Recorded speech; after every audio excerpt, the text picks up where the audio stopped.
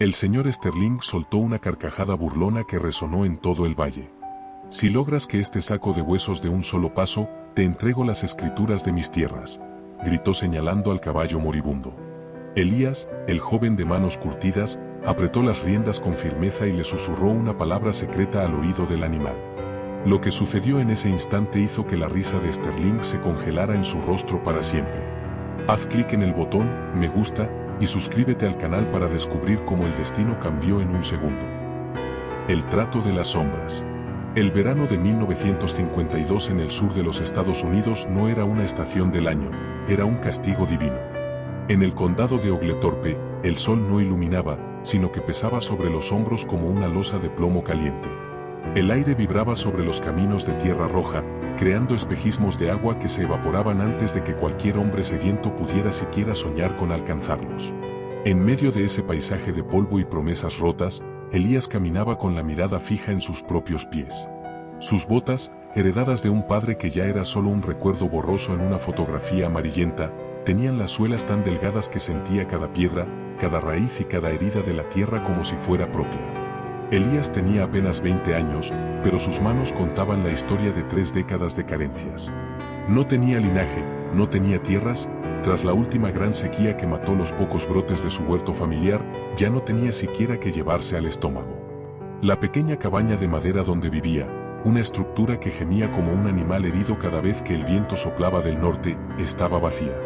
El silencio del hambre es un sonido que no se olvida, y fue ese silencio el que lo empujó a la carretera, en dirección a la inmensa e imponente hacienda Los Robles Blancos. La propiedad del señor Sterling era un insulto a la pobreza que la rodeaba.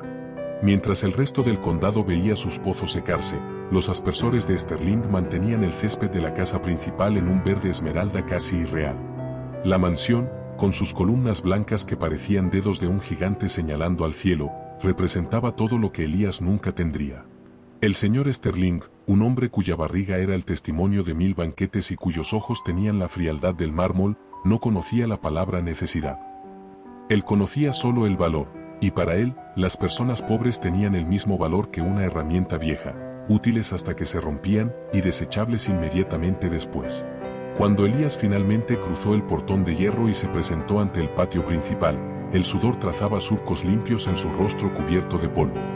El capataz, Silas, un hombre cuyo corazón parecía haber sido esculpido en madera seca, lo llevó hasta el porche donde Sterling descansaba con un vaso de té helado en la mano. El sonido del hielo golpeando contra el cristal era, para Elías, el sonido del lujo, un tintineo que recordaba al de las monedas de oro. ¿Así que quieres trabajo, muchacho?, dijo Sterling, sin molestarse en levantarse de su silla de mimbre. Su voz era arrastrada, cargada de esa arrogancia típica de quien cree que el mundo le debe obediencia por derecho de nacimiento. Sí, patrón. Haré cualquier cosa. Limpiar los establos, cargar fardos, arreglar cercas, lo que usted ordene, respondió Elías, manteniendo la cabeza baja, no por sumisión, sino por pura supervivencia.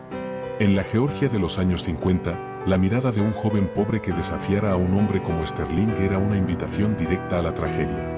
Silas dice que has trabajado durante un mes entero sin quejarte. Limpiaste el estiércol, arreglaste lo que otros rompieron y no pediste ni un centavo de adelanto, continuó Sterling, soltando una risa corta y seca. Pero los tiempos están difíciles, incluso para mí. El precio del maíz ha caído y las deudas no perdonan. No tengo dinero para pagar manos que apenas pueden sostener una azada. El corazón de Elías se hundió. Su estómago, que ya estaba en guerra consigo mismo desde hacía días, pareció anudarse de una forma insoportable. Todo aquel sudor, todas esas horas bajo el sol inclemente, ¿para nada? Pero yo trabajé, patrón. Usted dijo que me pagaría si hacía bien el servicio, susurró Elías, su voz temblando levemente entre el miedo y la indignación. Sterling se levantó lentamente. Sus botas de cuero pulido brillaban contra el suelo de madera noble. Caminó hasta el borde del porche y miró hacia el corral del fondo, un rincón sombrío donde mandaban a los animales que ya no servían para la carga ni para el espectáculo. Yo cumplo mi palabra, muchacho. Dije que te pagaría, y lo haré. Pero no será con dólares. Te daré algo mucho más valioso, un compañero. Sterling chasqueó los dedos y miró a Silas. Trae al viejo. El que sobró del accidente en la pista de sabana.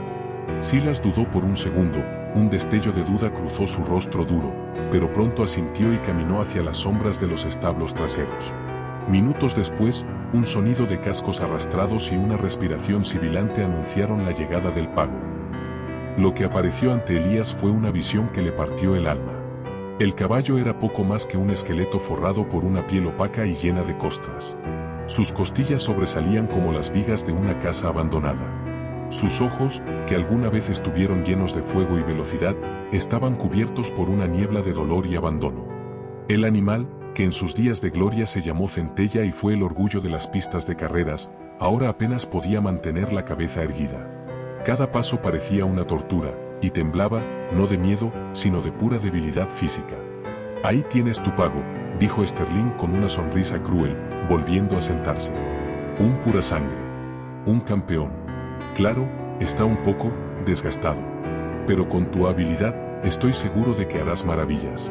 Si se muere antes de que llegues a tu casa, bueno, al menos tendrás cuero para hacerte un par de botas nuevas». Los peones que estaban cerca estallaron en risas. Aquellas carcajadas eran como latigazos en la dignidad de Elías. Miró al caballo y el caballo, en un momento de lucidez dolorosa, le devolvió la mirada. En esos ojos tristes, Elías no vio a un animal, se vio a sí mismo. Vio a alguien que había sido usado hasta que no quedó nada, alguien que fue desechado porque su utilidad se había agotado. «Esto es una injusticia, patrón», susurró Elías, con las lágrimas de rabia luchando por brotar. «La justicia es para quien puede comprarla, muchacho», respondió Sterling, cerrando los ojos para retomar su siesta. «Ahora, llévate tu fortuna de aquí antes de que cambie de opinión y decida cobrarte por el tiempo que has gastado mirando mi cara». Elías sintió el impulso de gritar, de abalanzarse sobre aquel hombre gordo y satisfecho. Pero miró las piernas temblorosas de Centella. Si dejaba al animal allí, Sterling lo mandaría al matadero o lo dejaría pudrirse al sol por pura negligencia. Sin decir una palabra más, el joven caminó hacia el caballo, tomó las riendas de cuerda vieja y sintió el calor febril que emanaba de su piel. «Vamos, Centella», dijo suavemente, con una promesa que ni él mismo sabía si podría cumplir. «Ellos creen que somos basura. Vamos a demostrarles que la basura todavía tiene alma». El sol comenzó a ponerse, tiñendo el cielo de un rojo sangriento. Elías inició la caminada de vuelta, tirando lentamente del caballo que apenas lograba avanzar. Atrás, en la gran mansión, la sombra del señor Sterling parecía crecer como una mancha oscura sobre la tierra de Georgia, sin sospechar que en ese instante nacía un vínculo inquebrantable. El trato de las sombras estaba sellado, y el destino comenzaba a barajar las cartas para la mayor lección de justicia que aquel condado jamás vería. La noche cayó sobre Georgia no como un alivio, sino como una manta pesada y húmeda que retenía el calor del día. Elías y Centella eran dos sombras errantes moviéndose a paso de funeral por el borde del camino. El joven sentía el roce de la soga en su mano, una tensión leve que le recordaba que, al otro lado, una vida se apagaba lentamente. Cada pocos metros, el caballo se detenía, sus patas delanteras flaqueaban y su cabeza caía casi hasta tocar el polvo rojo. En esos momentos, Elías no tiraba de la cuerda, se acercaba, ponía su hombro bajo el cuello del animal y le hablaba en susurros, compartiendo con él un aliento que a ambos les faltaba. Cuando finalmente divisaron la silueta de la pequeña cabaña, la luna estaba en lo más alto, blanca e indiferente. La casa de Elías no era más que un esqueleto de madera que sobrevivía por pura terquedad. No había establo, solo un cobertizo techado con láminas de zinc oxidadas que crujían con el viento. Con una ternura que nadie le había enseñado, Elías guió a Centella hasta el rincón más resguardado. «Ya estamos, amigo. Ya no hay más látigos, ni más gritos», murmuró Elías, aunque sabía que el mayor enemigo no era Sterling, sino la muerte que rondaba el corazón del animal. El primer problema era el hambre, pero un hambre tan profunda no se saciaba con comida sólida. Centella tenía los labios secos y agrietados, sus encías estaban pálidas. Elías corrió hacia el pozo viejo detrás de la casa. El cubo subió chirriando, trayendo un agua fresca que era el único tesoro que le quedaba. Pero el caballo apenas podía beber, el esfuerzo de bajar la cabeza parecía romperle la voluntad. Elías entró en su cabaña y tomó su único cuenco de peltre. Llenó el recipiente y, arrodillándose en la tierra, comenzó a ofrecerle el agua sorbo a sorbo, mojando sus propios dedos y pasándolos por la lengua del animal. Pasada la medianoche, Elías enfrentó su propia miseria. No tenía grano ni avena. En un rincón, Guardaba un pequeño saco con los últimos restos de harina de maíz que pensaba usar para sus propias raciones de la semana. Miró el saco y luego miró las costillas de centella, que se marcaban bajo la piel como las teclas de un piano roto. No hubo duda en su corazón. Si yo muero, nadie lo notará, pensó Elías. Pero si tú mueres, Sterling habrá ganado. Encendió un pequeño fuego y puso a calentar agua. Mezcló la harina hasta crear una papilla rala, casi líquida, y le añadió un poco de melaza que guardaba para las ocasiones especiales. Era una pócima de supervivencia. Con la misma paciencia con la que un padre alimenta a un hijo enfermo, Elías pasó el resto de la madrugada induciendo al caballo a tragar. Al principio, Centella rechazaba la mezcla, sus ojos nublados por el cansancio de quien ya se ha rendido. Pero Elías persistió. Le acariciaba las orejas, le limpiaba las legañas con un trapo viejo y le contaba historias sobre los campos verdes que verían cuando llegara la primavera. A las 3 de la mañana, un escalofrío recorrió el cuerpo del animal. Era la fiebre. Centella comenzó a temblar violentamente, sus cascos golpeando débilmente el suelo. Elías sabía que si el caballo se echaba en ese estado, no volvería a levantarse, sus pulmones colapsarían bajo su propio peso. En un acto de sacrificio absoluto, Elías entró en la casa y trajo su única posesión de valor, una manta de lana pesada, tejida por su madre antes de morir. Era lo único que lo mantenía caliente durante los inviernos crueles de Georgia. Sin dudarlo, cubrió el lomo del caballo. Para asegurar la manta, Elías se abrazó al cuello de Centella, usando su propio calor corporal para combatir la tiritona del animal. Allí, en la oscuridad del cobertizo, el joven ófano y el caballo desechado se convirtieron en un solo ser. Elías sentía el latido irregular del corazón de Centella contra su pecho. Era un latido débil, como el golpe de un pájaro contra una ventana, pero seguía ahí. No te vayas, suplicaba Elías en la penumbra. Si te quedas, te prometo que volverás a correr. Te prometo que Sterling sentirá el polvo de tus cascos en su cara. Mientras la fiebre quemaba, Elías comenzó a revisar las heridas del animal. Fue entonces cuando descubrió el secreto del dolor de Centella. No era solo vejez o desnutrición.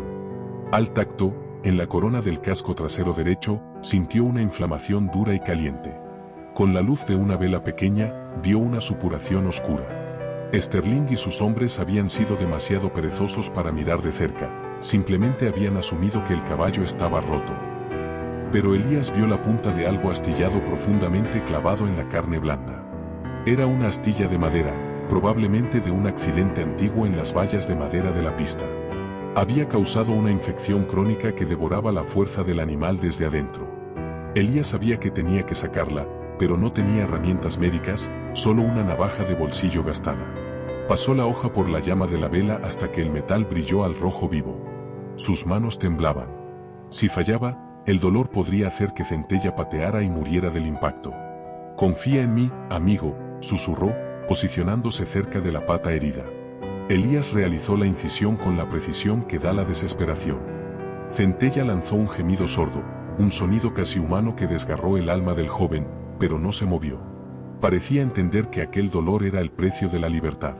Cuando la astilla, negra y podrida, finalmente salió, una mezcla de pus y sangre corrió por los dedos de Elías. Limpió la herida con agua salada mientras el caballo dejaba caer su cabeza sobre el hombro del joven, exhausto. Cuando los primeros rayos del sol comenzaron a teñir el horizonte de un naranja pálido, el temblor de Centella cesó. El sudor de la fiebre se había secado. Por primera vez en meses, el caballo cerró los ojos y entró en un sueño profundo y reparador, ya no un sueño de muerte, sino de recuperación. Elías se dejó caer en el suelo de tierra, justo al lado de los cascos del animal. Estaba hambriento, sus manos estaban manchadas de sangre y mugre, y no tenía manta para cubrirse, pero al mirar el pecho de Centella subir y bajar con un ritmo más constante, sintió una riqueza que Sterling jamás entendería. El joven cerró los ojos con una sonrisa cansada. El sacrificio de su comida, de su abrigo y de su descanso había sido la semilla de un milagro. El sol de 1952 se levantaba sobre una Georgia que seguía siendo dura e injusta, pero en esa pequeña parcela olvidada, el destino acababa de cambiar de bando. La fe de un joven que no tenía nada había logrado lo imposible, darle una razón para vivir a un ser que ya lo había perdido todo. El calendario de 1952 avanzaba con la lentitud del aceite sobre una superficie fría. Para el resto del mundo, los días eran marcados por las noticias en la radio o el precio del algodón en el mercado, pero para Elías, el tiempo se medía en la profundidad de la respiración de Centella y en la cantidad de pasos que el animal podía dar antes de que sus rodillas volvieran a flaquear. El joven vivía en un estado de vigilia perpetua, un equilibrio precario entre la extenuación física y una determinación que rayaba en la locura. Tras la extracción de la astilla ponzoñosa, la herida del casco comenzó a sanar, pero el cuerpo de Centella era un mapa de años de negligencia. El caballo estaba tan débil que su sistema digestivo apenas recordaba cómo procesar el alimento. Elías sabía que si le daba grano seco de golpe, el cólico lo mataría en una tarde. Necesitaba algo más, algo que la tierra de Georgia ofrecía a quienes sabían escuchar sus secretos más antiguos. Cada mañana, antes de que el primer rayo de sol traspasara la niebla que se aferraba a los maizales, Elías salía con un saco de arpillera hacia el arroyo viejo. Recordaba las palabras de su abuela, una mujer que curaba con raíces lo que los médicos no podían con píldoras. Buscaba la raíz de consuelda para fortalecer los huesos y el diente de león para limpiar la sangre estancada por la infección. Pasaba horas machacando estas plantas en un mortero de piedra, mezclándolas con pequeñas porciones de avena silvestre que recolectaba grano a grano en los bordes de los caminos. «Esto es oro verde, Centella», le decía Elías, mientras le ofrecía la pasta espesa en la palma de su mano. Al principio, el caballo solo olfateaba la mezcla con desconfianza. Pero el hambre y la instintiva sabiduría de los animales vencieron. Poco a poco, el animal empezó a lamer la mano del joven con una avidez que traía lágrimas a los ojos de Elías. Era un pacto de sangre y clorofila. Cada vez que el animal comía, Elías sentía que una parte de su propia fuerza se transfería al cuadrúpedo. El joven mismo se estaba desvaneciendo, sus pómulos se marcaban más cada día y sus ropas colgaban de su cuerpo como harapos de un espantapájaros, pues cada centavo que lograba conseguir haciendo pequeños recados para los vecinos, limpiando chimeneas o cargando leña, iba destinado exclusivamente a comprar un poco de aceite de linaza para el pelaje de su compañero. A mediados del segundo mes, ocurrió el primer milagro visual. El pelaje de Centella, que antes tenía el color de la ceniza y la textura de la paja seca, empezó a cambiar. Bajo la luz del atardecer, empezaron a aparecer destellos de un color cobrizo profundo, el rastro de su antigua gloria. Su mirada, antes perdida en una bruma de dolor, recuperó un brillo de inteligencia, lo más importante, de curiosidad. Un día, mientras Elías reparaba una de las tablas del cobertizo, sintió un empujón suave en su hombro. Se giró sobresaltado y encontró el belfo de Centella buscando su cuello. No era una demanda de comida, era una caricia. «Tú también me cuidas a mí, ¿verdad?», susurró Elías, apoyando su frente contra la del caballo. Sin embargo, el progreso no era lineal. El señor Sterling, en su aburrimiento aristocrático, no se había olvidado del regalo que le había hecho al muchacho. Una tarde de domingo, el estruendo de un motor rompió el silencio del valle. Un coche elegante de color negro, cubierto de polvo rojo, se detuvo frente a la cabaña de Elías. De él bajó Silas, el capataz, con su eterno látigo en el cinturón y una sonrisa que era más bien una cicatriz de desprecio. «El patrón quería saber si ya habías enterrado al animal o si todavía lo usas como decoración», ladró Silas, escupiendo un chorro de tabaco al suelo cerca de los pies de Elías. Elías se interpuso rápidamente entre Silas y el cobertizo. No quería que aquel hombre viera el cambio en Centella. Sabía que la envidia de Sterling era tan peligrosa como su crueldad. «Sigue vivo, señor Silas». «A duras penas, pero sigue vivo», respondió Elías, tratando de mantener su voz plana y carente de esperanza, para no levantar sospechas. Silas se acercó, intentando mirar por encima del hombro del joven. El aire se volvió denso. Por un momento, Elías temió que el capataz entrara por la fuerza, pero el olor a pobreza y enfermedad que emanaba de la choza pareció ahuyentar al hombre, que apreciaba demasiado sus botas limpias. «Eres un idiota, Elías. Estás gastando tu vida en algo que ya está muerto por dentro. El patrón dice que en cuanto el caballo caiga, quiere que le devuelvas la soga. Es de buena calidad y no piensa regalártela». Con una carcajada ruda, Silas regresó al coche y se marchó, dejando tras de sí una nube de humo que asfixió las flores silvestres. Elías se quedó temblando, no de miedo, sino de una rabia gélida. Entró en el cobertizo y encontró a Centella en un rincón, con las orejas gachas, como si hubiera entendido cada palabra de desprecio. «No les hagas caso», dijo Elías, abrazando el cuello del animal. «Ellos solo ven lo que cuesta un caballo en el mercado. No saben que tú eres el fuego que me mantiene vivo. Esa noche, Elías decidió que ya no era suficiente con sobrevivir. Tenían que empezar a moverse. Con una paciencia infinita, sacó a Centella a la pequeña explanada detrás de la casa, lejos de las miradas curiosas. El caballo caminaba con cautela, probando la fuerza de su pata trasera recuperada. Elías no montaba, caminaba al lado, marcando el ritmo, enseñándole de nuevo a confiar en el suelo bajo sus cascos. Empezaron con círculos cortos. Al principio, 10 minutos eran suficientes para dejar al animal sudoroso y temblante. Pero cada noche, Elías añadía un minuto más.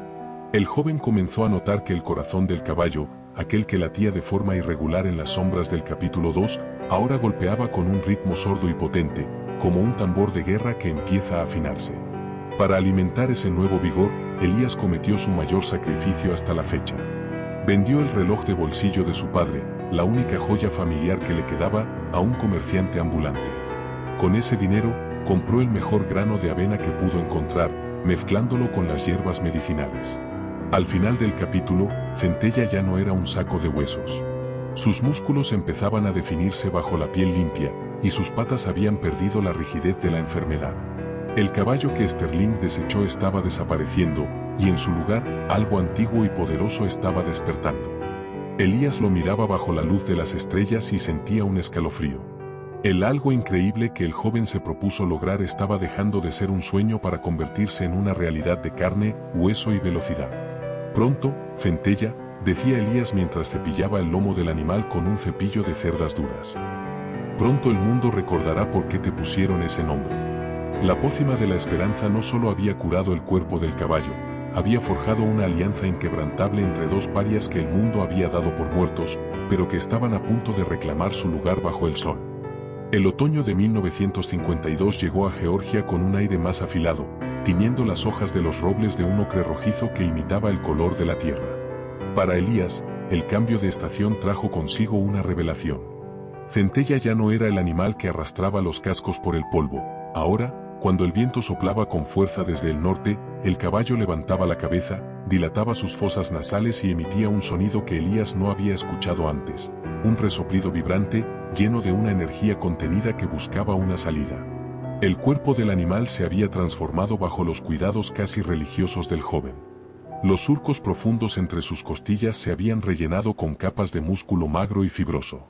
Su pelaje, gracias al aceite de linaza y al cepillado diario con cerdas de raíz, brillaba ahora con un fulgor metálico, un color canela encendido que parecía atrapar la luz del sol incluso en los días nublados. Pero la verdadera transformación estaba en su espíritu. Centella ya no miraba al suelo con la sumisión de los vencidos, miraba al horizonte con la arrogancia de los reyes. «Hoy es el día, amigo», susurró Elías una mañana en la que la escarcha cubría los campos como un manto de diamantes rotos. Elías nunca había montado a Centella. Durante meses, se había limitado a caminar a su lado, a correr junto a él y a fortalecer sus propios pulmones mientras el caballo recuperaba los suyos. Temía que su peso, aunque ligero por la falta de comida, fuera demasiado para la espalda del animal. Pero esa mañana, algo en la forma en que Centella lo empujó suavemente con el belfo, incitándolo, le dio la señal que necesitaba. No tenía silla de montar. Sterling no se la habría dado ni aunque Elías hubiera suplicado de rodillas. El joven usó una vieja manta de estopa doblada y una cincha improvisada con tiras de cuero que él mismo había curtido. Se acercó al costado del animal, sintiendo el calor poderoso que emanaba de sus flancos. Con un movimiento ágil, se impulsó y se sentó sobre el lomo del caballo. El mundo pareció detenerse. Centella se tensó por un segundo, recordando quizás los días de carreras donde el peso de un jinete significaba dolor y exigencia. Pero Elías no usó espuelas ni fusta. Simplemente inclinó su cuerpo hacia adelante y acarició el cuello del animal, dejando que sus dedos se enredaran en la crin, que ahora crecía larga y sedosa. «Solo somos tú y yo, como siempre», murmuró Elías al oído del caballo. Centella dio un paso. Luego otro. La pata trasera, aquella que había albergado la astilla maldita, respondió con una solidez asombrosa. Salieron del refugio del cobertizo y se internaron en la explanada trasera. Entonces, ocurrió lo que Elías solo había visto en sus sueños. Centella rompió a trotar. No era un trote de trabajo, pesado y monótono, era un baile rítmico, elástico, donde el animal parecía flotar sobre el suelo. Elías sintió el viento golpeando su rostro, limpiando los restos de tristeza de su alma. La risa de Sterling, el desprecio de Silas, el hambre, todo se desvaneció ante la potencia de aquel ser que se negaba a morir.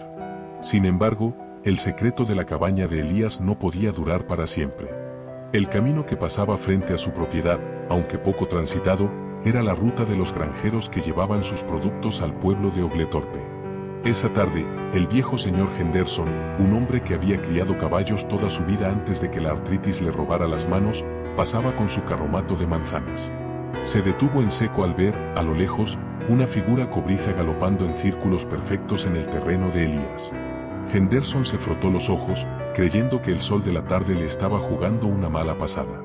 Lo que veía no era el caballo moribundo que Sterling le había entregado al muchacho como una burla, lo que veía era una estampa de velocidad pura. La noticia voló por el pueblo más rápido que un incendio en un pajar.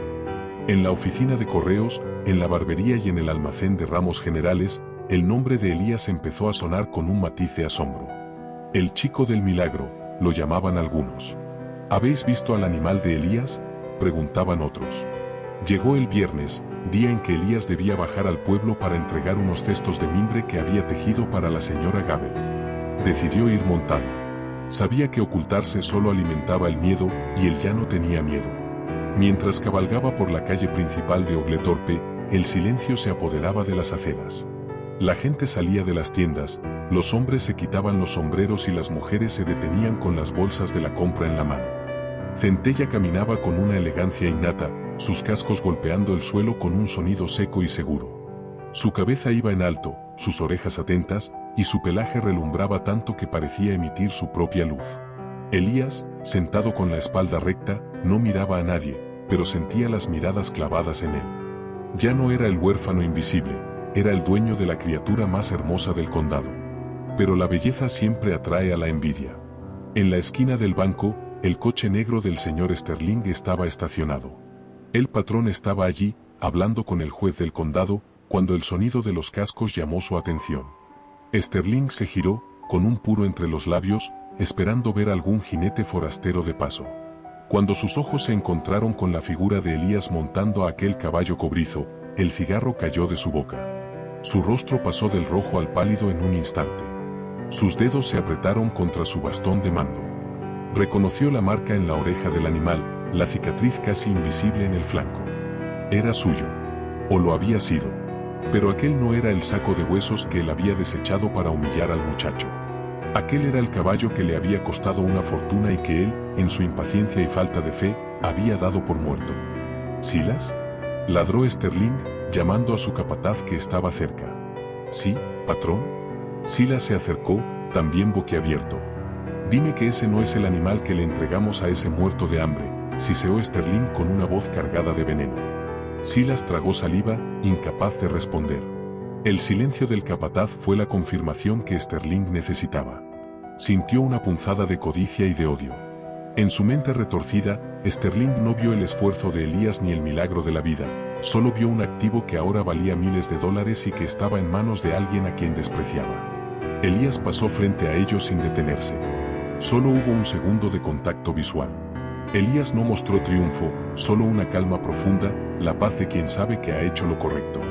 Pero en los ojos de Sterling se encendió una hoguera de rencor. Esa noche, mientras Elías cepillaba a Centella bajo las estrellas, el joven sintió una inquietud en el aire. Sabía que la paz era temporal. Había desafiado la lógica de los poderosos, y hombres como Sterling no perdonan que un pobre les demuestre que están equivocados. «Vienen por nosotros, amigo», susurró Elías, abrazando el cuello del caballo. «Pero esta vez, no estamos solos. Esta vez, tenemos alas en los pies». El capítulo termina con el eco de un relincho potente que atraviesa el bosque de Georgia, un desafío lanzado a la oscuridad, anunciando que la batalla por el honor y las tierras apenas estaba comenzando. La mañana siguiente al desfile por Oglethorpe, el aire en la cabaña de Elías se sentía diferente. Ya no era la calma de la recuperación, sino la tensión que precede a la tormenta. Elías sabía que el señor Sterling no era hombre de aceptar la derrota, ni mucho menos de permitir que un joven al que consideraba un nadie poseyera algo que despertaba la envidia de todo el condado. Elías decidió que la mejor defensa era la preparación. Llevó a Centella más allá de los límites de su propiedad, hacia un valle escondido donde el terreno se volvía irregular, lleno de troncos caídos y pequeños arroyos que cortaban la hierba alta. Quería probar la verdadera resistencia del animal, pero lo que descubrió lo dejó sin aliento. Mientras galopaban por la pradera, un tronco de un viejo roble bloqueaba el camino. Elías se tensó, preparándose para frenar, pero Centella no disminuyó la velocidad. Al contrario, el caballo inclinó las orejas hacia adelante y ajustó su zancada con una precisión matemática. En un movimiento fluido, casi irreal, el animal se elevó por los aires. Por un segundo, Elías sintió que la gravedad había dejado de existir. Centella no saltó el obstáculo, lo sobrevoló con la gracia de un halcón. Al aterrizar, el impacto fue suave, sus patas traseras absorbieron el golpe con la elasticidad de un muelle de acero.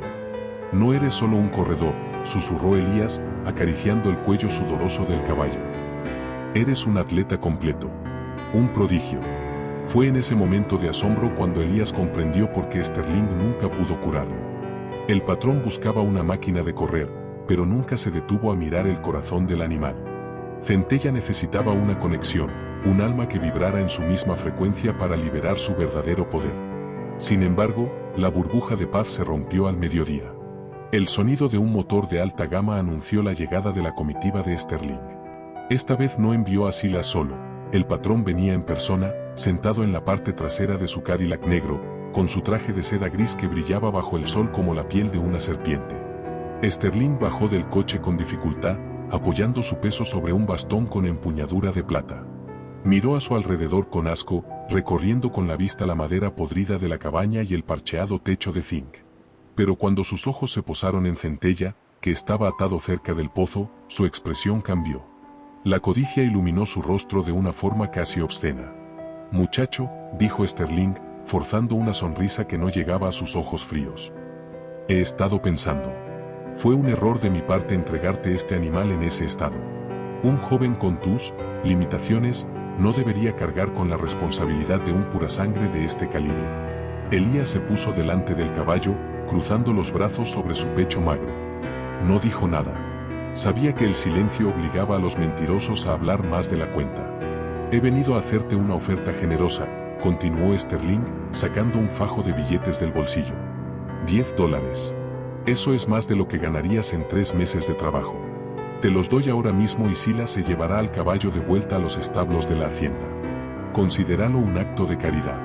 «El trato está cerrado, señor Sterling», respondió Elías con una voz que sonaba mucho más firme de lo que se sentía por dentro.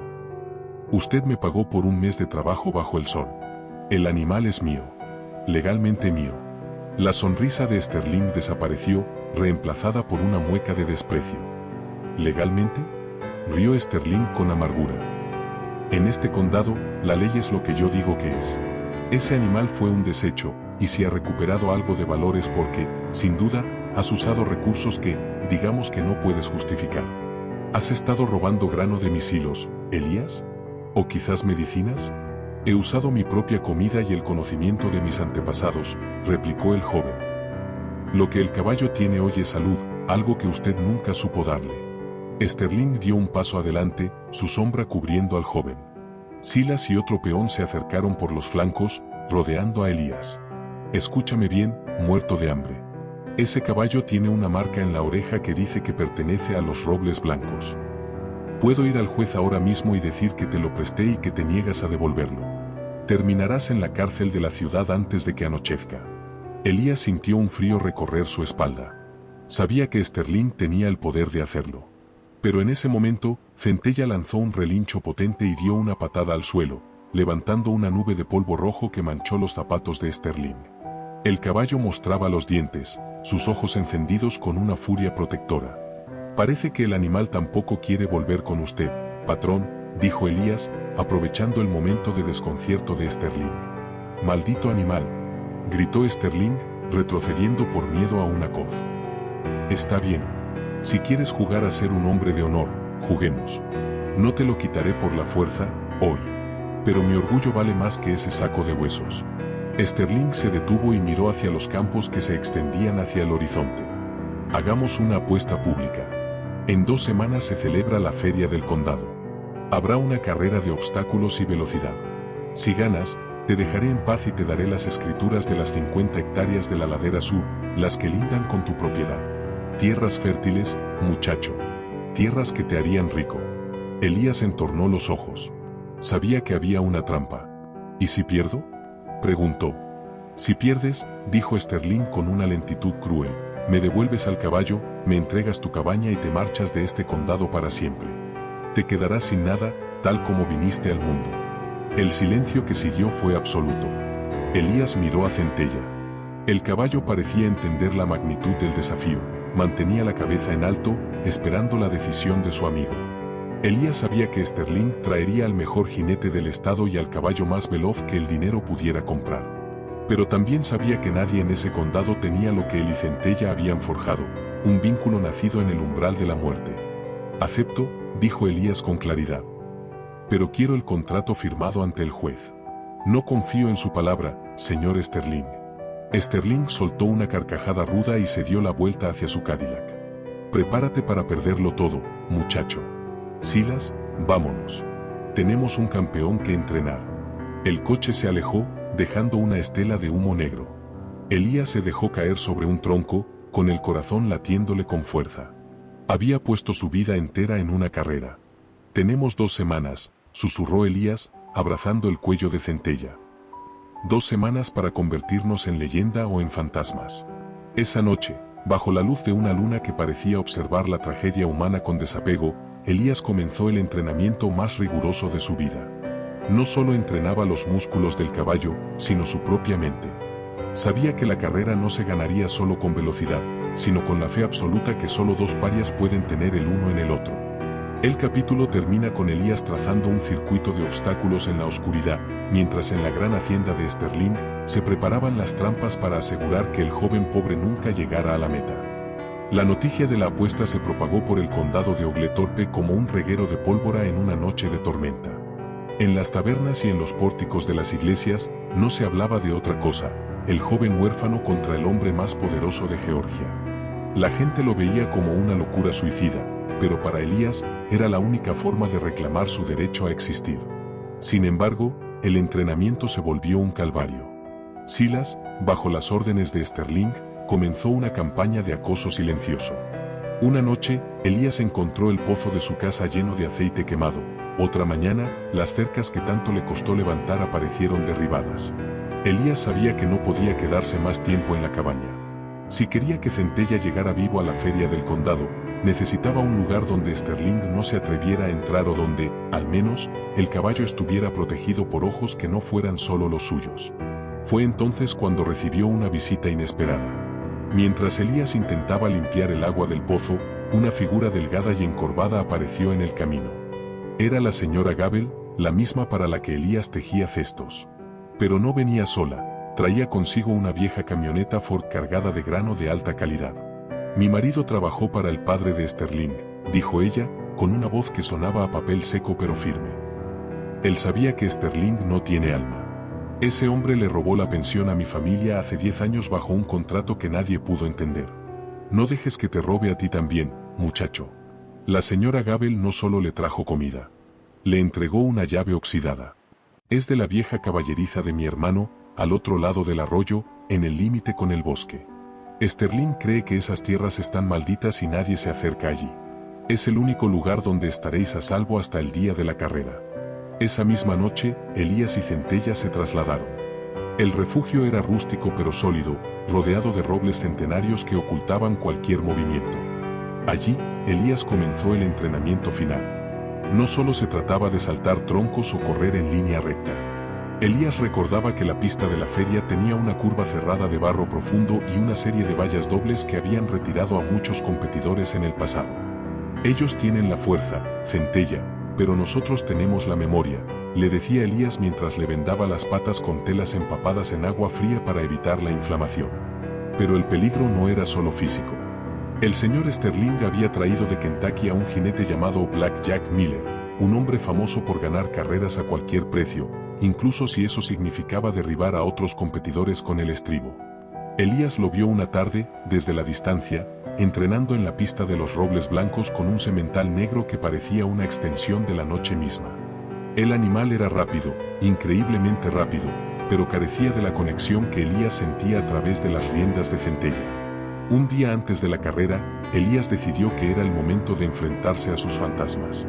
Montó a Centella y cabalgó lentamente hacia los límites de la hacienda de Sterling. Quería que el caballo oliera el lugar donde casi muere, que sintiera de nuevo el aire de la opresión para que su rabia se convirtiera en gasolina. Mientras observaba desde la colina, Silas apareció de entre los árboles.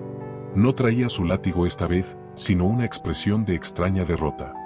«Vete de aquí, Elías», susurró el capataz. Sterling apagado a los jueces. «No importa si cruzas la meta primero. Dirán que tu caballo no cumple con las reglas de registro o que hiciste trampa en el último obstáculo. No puedes ganar contra el dinero». Elías miró a Silas a los ojos. Vio en ellos el reflejo de un hombre que se había vendido hacía mucho tiempo y que ahora odiaba su propio precio. «Usted siempre vio a Centella como un saco de huesos, Silas. Nunca vio lo que había debajo. Los jueces pueden tener el papel, pero el pueblo tiene ojos. Si ganamos con la suficiente ventaja, ni siquiera Sterling podrá ocultar la verdad». «Es un suicidio», insistió Silas, pero en su voz no había burla, sino una advertencia desesperada. «Mañana, después de la primera valla, Jack intentará cerrarte el paso contra la barandilla de madera. Es ahí donde Centella se accidentó la última vez. Sterling lo ha planeado así para que el caballo entre en pánico al recordar el dolor». Elías sintió un nudo en la garganta, pero no dejó que el miedo lo dominara. Agradeció a Silas con un gesto de cabeza y dio media vuelta. Esa última noche en el refugio del bosque, Elías no durmió. Se sentó junto a Centella, compartiendo el silencio y una manzana que la señora Gabel le había regalado. El caballo apoyaba la cabeza en el hombro del joven, emitiendo pequeños resoplidos de confianza. Elías sabía que la advertencia de Silas era real. Sterling quería que la historia se repitiera. Quería que Centella se rompiera en el mismo lugar donde fue desechado, para demostrar que el destino de los pobres y de sus animales es siempre el mismo, el fracaso. «Él cree que el miedo es una debilidad, Centella», susurró Elías al oído del animal, mientras le acariciaba la cicatriz del casco. «Pero nosotros vamos a usar ese miedo para saltar más alto de lo que nadie ha saltado jamás». Cuando el primer rayo de luz del día de la feria apareció, Elías ya estaba listo. No tenía ropas elegantes, ni botas de montar de cuero italiano. Vestía sus mismos pantalones remendados y la camisa de su padre. Pero al mirar el brillo cobrizo del lomo de Centella y la firmeza de su propia mano en las riendas, supo que Sterling ya había perdido algo que nunca podría recuperar, el poder de hacerlo sentir pequeño. El capítulo termina con Elías y Centella saliendo del bosque, dirigiéndose hacia el pueblo de Oglethorpe. El sonido de los cascos sobre la tierra roja sonaba como un tambor de guerra, y en los ojos del joven brillaba la luz de quien ya no lucha por sobrevivir, sino por la gloria de los olvidados. El recinto ferial de Oglethorpe parecía una caldera a punto de estallar. El aire estaba saturado con el aroma de las manzanas garrapiñadas, el aserrín fresco y el sudor de la multitud que se agolpaba contra las barandillas de madera blanca. Era el evento principal de 1952. Las banderas de los Estados Unidos ondeaban perezosas bajo un sol abrasador que amenazaba con derretir hasta las voluntades más firmes. Sin embargo, un silencio sepulcral descendió sobre la grada principal cuando Elías entró en la pista. Montado a pelo sobre Centella, el joven parecía una extensión del animal. El pelaje cobrizo del caballo relucía como metal fundido, un contraste violento con el semental negro del señor Sterling, que bufaba y pateaba la tierra a pocos metros, montado por Black Jack Miller. Jack vestía una chaqueta de seda verde y botas que brillaban tanto como la codicia de su patrón. Sterling, desde el palco de honor, observaba a través de sus binoculares, con una sonrisa de suficiencia grabada en su rostro pálido. Para él, aquello no era una competición, era una ejecución pública de las esperanzas de un pobre. «Recuerda lo que hablamos, amigo», susurró Elías, inclinándose sobre el cuello de Centella. El caballo tenía las orejas tiesas, enfocadas únicamente en la voz de su jinete. «El dolor es pasado. Hoy somos viento». El juez de pista levantó la bandera. El corazón de Elías golpeaba sus costillas como un pájaro enjaulado. ¡Pum! El disparo de salida rasgó el aire. La potencia de la arrancada de Centella casi arroja a Elías por la grupa. No fue un galope, fue una explosión. Sin embargo, Jack Miller era un profesional del engaño. En los primeros 50 metros, cruzó su semental negro frente a la línea de Centella, obligando a Elías a frenar bruscamente para evitar un choque que los habría descalificado a ambos. La multitud ahogó un grito. Sterling soltó una carcajada desde su palco. «Eso es solo el principio, muchacho», gritó Jack, burlón, mientras se distanciaba. La carrera consistía en 2 vueltas al circuito con 6 vallas de madera y un foso de agua. En la primera vuelta, Jack mantenía una ventaja de 3 cuerpos. Cada vez que Elías intentaba rebasarlo por el exterior, Jack lo bloqueaba con una maniobra peligrosa. El barro de la pista volaba hacia el rostro de Elías, cegándolo por momentos, pero él se guiaba por el ritmo de los cascos de Centella. Llegaron a la 4ª valla, la más alta. El semental de Sterling la saltó con fuerza, pero con cierta pesadez. Centella, en cambio, pareció desafiar la física. Se elevó con tal ligereza que el público se puso de pie. Al aterrizar, Elías notó que la distancia se había acortado a un solo cuerpo. Estaban entrando en la segunda vuelta. El momento de la verdad se acercaba, la fatídica curva donde Centella se había accidentado años atrás. A medida que se aproximaban al lugar del antiguo trauma, Elías sintió que el cuerpo de Centella se tensaba. El animal empezó a vacilar, sus orejas se movieron hacia atrás y su zancada se volvió irregular. El recuerdo del dolor, del crujido de la madera y de la soledad que siguió al accidente estaba volviendo a él. «Ahora», rugió Jack Miller, lanzando su caballo hacia el interior, acorralando a Elías contra la barandilla de madera podrida, exactamente igual que en el pasado. Fue una maniobra asesina. El público gritó de horror. Parecía que la historia estaba a punto de repetirse. Elías sintió el roce de la bota de Jack contra su pierna y vio el muro de madera acercándose peligrosamente a su costado derecho. En ese instante de terror puro, Elías no tiró de las riendas para frenar. En lugar de eso, soltó la presión y se fundió con el lomo del animal. «Confía en mí. Salta, Centella. Vuela», gritó Elías con toda la fuerza de sus pulmones. Lo que sucedió después fue narrado en Oglethorpe durante décadas. Centella, en lugar de entrar en pánico, pareció canalizar toda su rabia acumulada en sus patas traseras. No esperó a la valla, saltó antes, realizando una trayectoria parabólica increíble que lo llevó por encima de la maniobra de Jack y lo dejó, por primera vez, en la cabeza de la carrera. El semental negro de Sterling, sorprendido por el movimiento, tropezó ligeramente, perdiendo su ritmo. Elías y Centella estaban solos frente a la recta final. El viento les azotaba el rostro, un viento que ya no olía a derrota, sino a libertad. La última valla estaba frente a ellos. Era la más grande, la que Sterling había mandado elevar unos centímetros extra esa misma mañana en secreto. Sterling se levantó de su asiento, sus nudillos blancos apretando la barandilla del palco. «No puede ser. Ese caballo estaba muerto», bramó, el sudor frío bajando por su cuello. Pero Centella ya no era el animal que Sterling conocía. Era el sueño de un huérfano hecho carne. Con un último esfuerzo supremo, el caballo cobrizo se lanzó al aire. Por un momento, el tiempo pareció congelarse bajo el sol de Georgia. Elías cerró los ojos y sintió la paz del vuelo. Cruzaron la valla con un margen de sobra y aterrizaron con la precisión de un rayo. Los últimos 100 metros fueron una procesión de gloria. El semental de Sterling se quedó atrás, agotado por su propio peso y la falta de espíritu.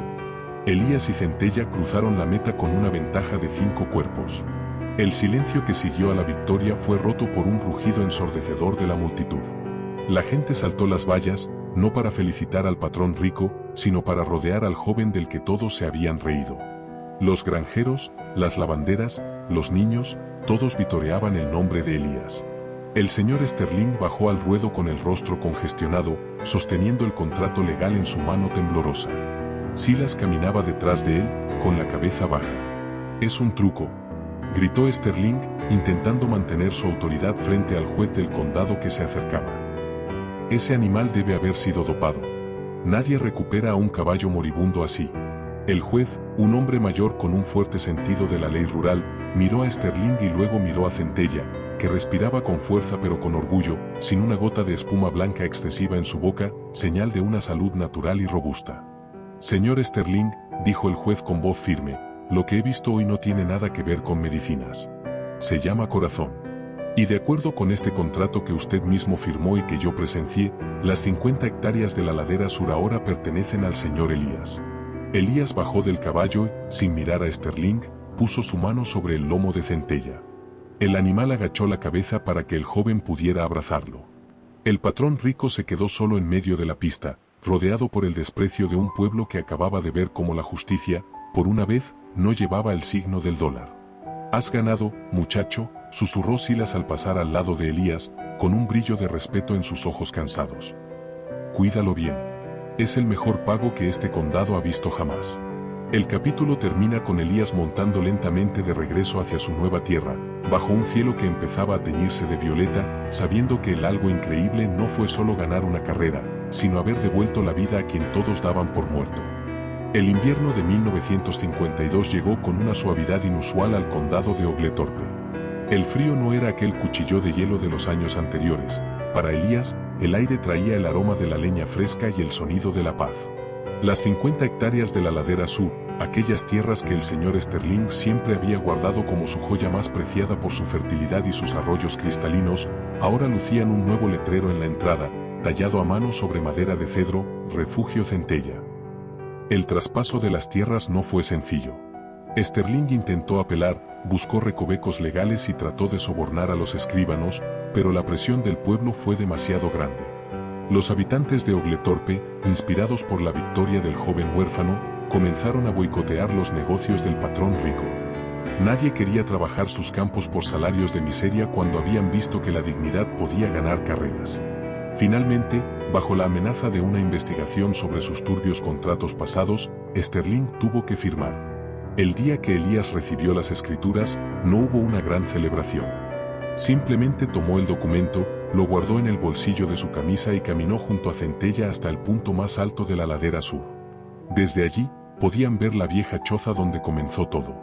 «Mira eso, amigo», susurró Elías, mientras el caballo buscaba su mano con suavidad. «Ya no gotea el techo, y el viento ya no entra para robarnos el calor». Con el premio en efectivo de la carrera y la ayuda desinteresada de la señora Gabel y otros granjeros que se sentían en deuda con la justicia, Elías no construyó una mansión.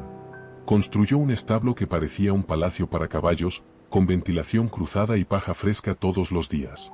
También levantó una casa pequeña pero sólida para él, con un porche donde podía sentarse cada tarde a leer los libros de caballería y botánica que tanto le gustaban. Sin embargo, el cambio más grande fue el propósito que Elías le dio a su nueva vida. Recordando cómo se sintió cuando era el joven invisible, decidió que su tierra sería un santuario. Empezó a recibir animales que otros daban por perdidos, perros con patas rotas, mulas agotadas por años de arado y caballos que ya no podían correr. Elías aplicaba las pócimas de su abuela, sobre todo, el tiempo y el respeto que él mismo había necesitado. Fue en esta época cuando nació el concepto de tela tal. Una tarde, mientras la señora Gabel y sus nietos visitaban la finca, Elías comenzó a contarles historias sobre las cicatrices de los animales. Cada marca tenía una historia de supervivencia. Elías adoptó la imagen de un pequeño esquilo con armadura, una broma interna sobre su propia tenacidad, para ilustrar relatos de valentía medieval aplicados a la vida rural. Pronto, los niños del pueblo acudían los fines de semana no solo para ver al famoso Centella, sino para escuchar al joven que hablaba con los animales y que enseñaba que el valor no se mide por lo que tienes, sino por lo que proteges. ¿Y qué fue del señor Sterling? El destino, a veces, tiene un sentido de la ironía muy afilado. Su obsesión por derrotar a Elías lo llevó a invertir lo que le quedaba de su fortuna en caballos de raza europea, tratando de demostrar que el dinero podía comprar un campeón. Pero tras una serie de malas inversiones y la pérdida de sus mejores capataces, incluyendo a Silas, quien finalmente renunció para abrir su propia herrería, Sterling se vio obligado a vender gran parte de los robles blancos. Meses después de la carrera, Elías vio a Sterling desde lejos en el pueblo. El hombre ya no vestía seda, sus ropas estaban arrugadas y sus botas, antes brillantes, estaban cubiertas de barro. El patrón rico se había convertido en un hombre amargado, atrapado en una mansión que se caía a pedazos por falta de mantenimiento. Había pasado de ser el dueño de la zona a ser una advertencia viviente de que el poder sin compasión es un castillo de arena. Una tarde, mientras el sol de 1953 se ocultaba tras los maizales, Elías recibió una visita inesperada. Silas apareció en el límite de la propiedad. Traía un bulto envuelto en tela vieja. «Elías», dijo el ex capataz, con una voz mucho más tranquila de lo que el joven recordaba. «Encontré esto en el desván de la hacienda. Sterling iba a quemarlo, pero pensé que te pertenecía. Silas desenvolvió el paquete. Era la manta original de competición de Centella, la de color escarlata con hilos de oro que el caballo usaba antes del accidente. Elías la tomó con manos temblorosas. Gracias, Silas. ¿Quieres pasar a tomar un café?, invitó el joven. Silas miró el refugio Centella, vio a los animales pastando en libertad y al joven que un día humilló convertido en un hombre íntegro. No, muchacho. Solo quería asegurarme de que el círculo se cerrara. Tú lograste algo que ninguno de nosotros creyó posible. No solo salvaste al caballo, nos recordaste a todos que tenemos alma. Silas se marchó hacia el crepúsculo. Elías entró en el establo y colocó la manta escarlata sobre Centella, no para correr, sino para protegerlo del frío de la noche. El caballo relinchó suavemente, un sonido de satisfacción pura. La historia del joven pobre y el caballo moribundo se convirtió en una leyenda que cruzó las fronteras de Georgia. Se decía que en los años 50, en un rincón olvidado del sur, la fe de un solo hombre había sido más fuerte que toda la riqueza de un tirano.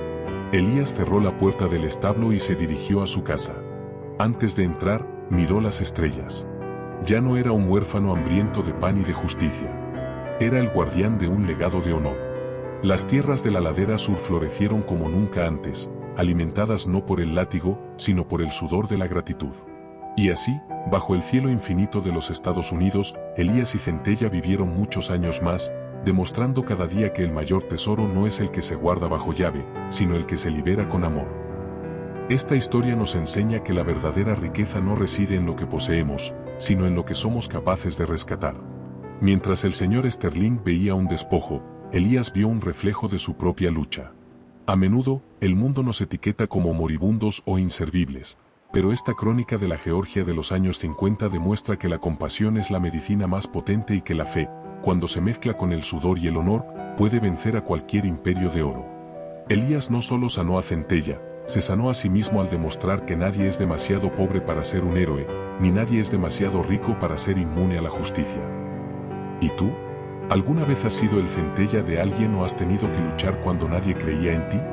No dejes que esta historia termine aquí, haz que su mensaje corra como el viento de la ladera sur. Si crees que el corazón vale más que el dinero, dale un me gusta demoledor a este vídeo. Si conoces a alguien que necesite recordar que el milagro es posible, compártelo ahora mismo. Es el momento de inspirar a otros. Y si no quieres perderte ni un solo capítulo de estas crónicas de redención, suscríbete y activa la campana. No seas un espectador de la historia, sé parte de la leyenda. Suscríbete ahora y cabalguemos juntos hacia la próxima aventura.